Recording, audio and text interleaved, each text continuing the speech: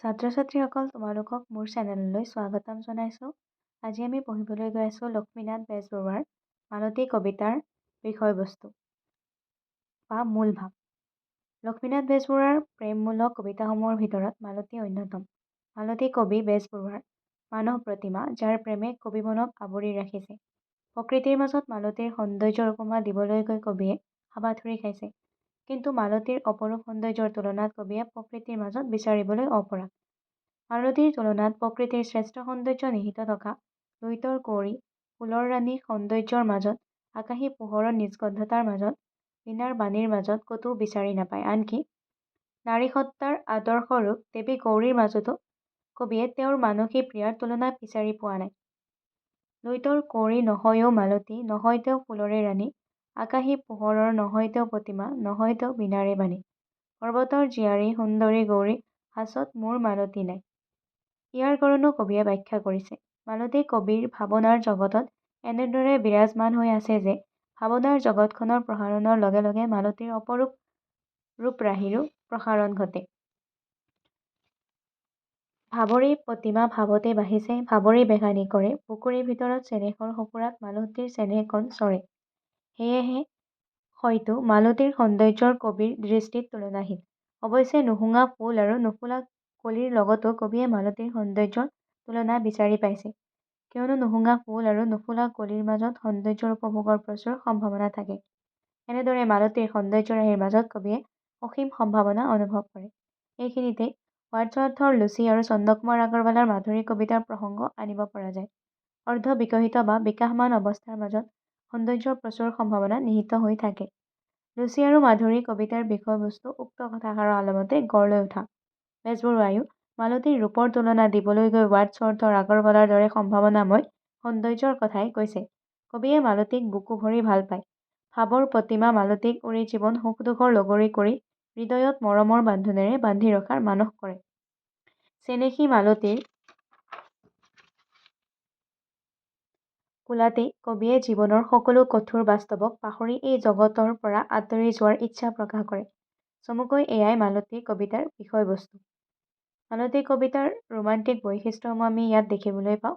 বিষয়বস্তু পৰখিনি আৰু এইখিনি ৰোমান্টিক কবিতাৰ বৈশিষ্ট্য মালতী কবিতাত পৰিলক্ষিত হোৱা। সেইবোৰ হ'ল ৰোমান্টিক কবিতাৰ প্ৰায়বোৰ বৈশিষ্ট্য বেজবৰুৱাৰ মালতীত প্ৰকাশিত হোৱা বুলি ক'ব পাৰি।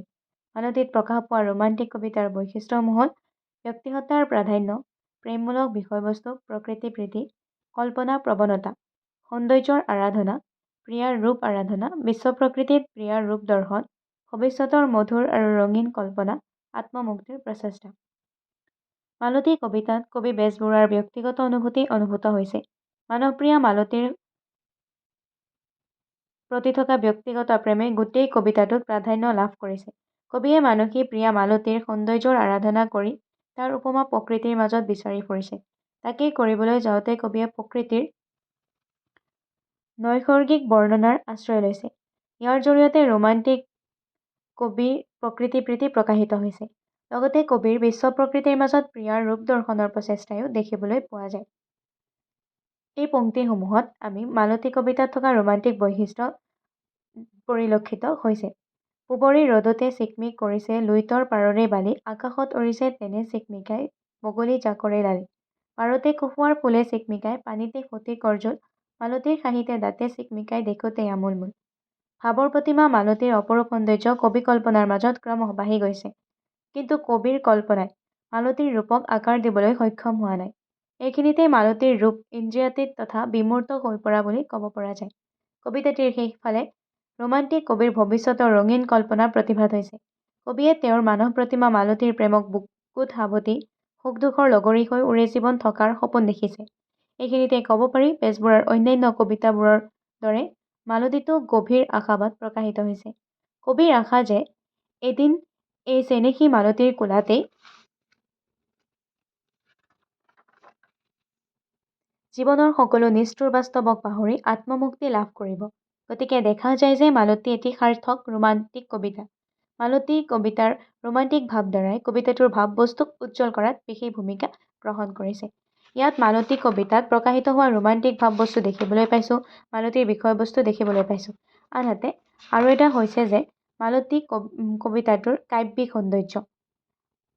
পৰীক্ষাত খুবেই অহা প্ৰশ্নসমূহৰ ভিতৰত এইবোৰ উল্লেখযোগ্য। আহকচোন চাওঁ মালতীৰ কাব্যিক সৌন্দৰ্য। কাব্যিক সৌন্দৰ্য বিচাৰাত কবিতাটিৰ ভাৱবস্তু আৰু ৰূপবস্তু দুয়োটাই উল্লেখযোগ্য। মালতী কবিতাৰ ভাৱবস্তুৰ ৰোমান্টিক আদৰ্শক অতি সুন্দৰ ৰূপত প্ৰকাশিত কৰিছে। কবিৰ প্ৰিয়তমাৰ প্ৰতি প্ৰেম ইন্দ্ৰিয়গ্ৰাহ্য প্ৰেম নহয়, ই ইন্দ্ৰিয়াতীত। এই ভাৱবস্তুই কবিতাটোৰ নান্দনিক মাত্ৰা চৰাইছে। কবিতাটিৰ ৰূপবস্তুলৈ লক্ষ্য কৰিলে দেখিম যে কবি বেজবৰুৱাই মালতী কবিতাটিৰ উপস্থাপনত লোকগীতৰ আৰ্হি প্ৰস্তুত কৰিছে।